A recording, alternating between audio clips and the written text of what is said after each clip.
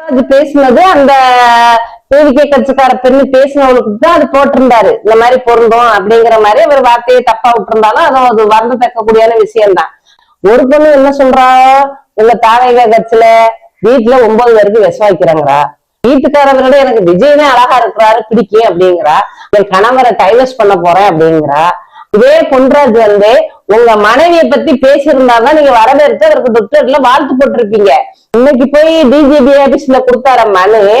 அப்ப அன்னைக்கு அந்த பொண்ணு இந்த மாதிரி பேசுறாளுல பொது வெளியில அப்படிங்கிறத ஒரு ட்விட்டர்ல ஒரு கண்டிச்சு இந்த மாதிரி பொது வெளியில எல்லாம் பேசாதீங்க அப்படின்னு உங்களுக்கு ஒரு சொல்ல துப்பு இருந்துச்சா?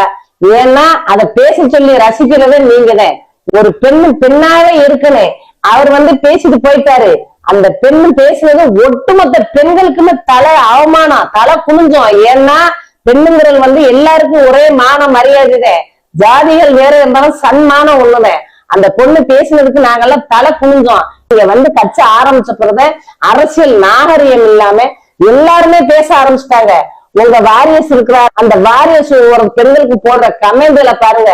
என்னெல்லாம் ஒரு சிலர் கேட்பா, நீங்க பேசுறீங்களா உங்களுக்கு கமெண்ட் பண்றாங்க.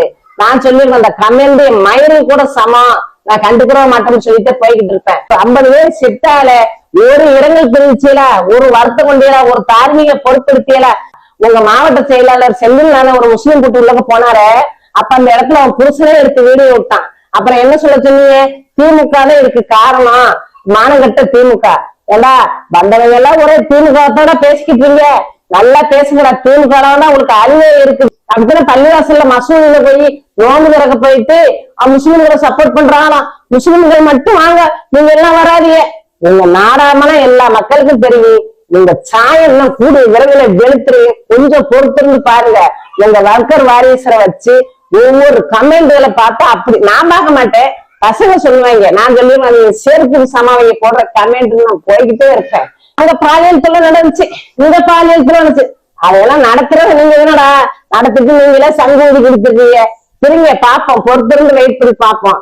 உங்க விச்சுவல் வாரியர்ஸ் சங்கீதா மேடம் கட்டின பொண்டாட்டிய ஐட்டங்கிறான், அசிங்கம், ஜாதி வேறையா இருந்தாலும் சன்மானம் ஒண்ணு. உங்களுக்கு முட்டு கொடுக்க ஆளுக்கு தட்டுக்கு நீங்க அப்படித்தான் பேசுறீங்க. நீங்க போய் இதை கம்ப்ளைண்ட் பண்ணீங்கல்ல, அந்த பொண்ணை ஒரு ட்விட்டர்ல ஒரு வார்த்தை கண்டிச்சு இந்த மாதிரி இப்படி எல்லாம் பேசக்கூடாது பொது வெளியில என் கட்சிக்காரங்க சொல்ல துப்பு இருந்துச்சா? ஏன் நீங்க சொல்ல மாட்டீங்க? ஏன்டா விளக்க அமர்த்தி அமர்த்தி டான்ஸ் ஆடின உள்ள கறந்துக்கிட்டு எல்லாமே நீங்க செட்டப் பண்ணி நீங்க நல்ல நடிகைங்கிறத நிரூபிக்கிறீங்க. நம்ம நாட்டுல ஒருவனுக்கு ஒருத்திங்கிற கலாச்சாரம் போய் இத்தனை அரசியல் பண்ண பொருள் எதோ எப்படியே போகுது. எங்களுக்கு எத்தனை வயசாச்சு, இது வரைக்கும் இந்த மாதிரி அரசியல் பண்ணது யாருமே கிடையாது.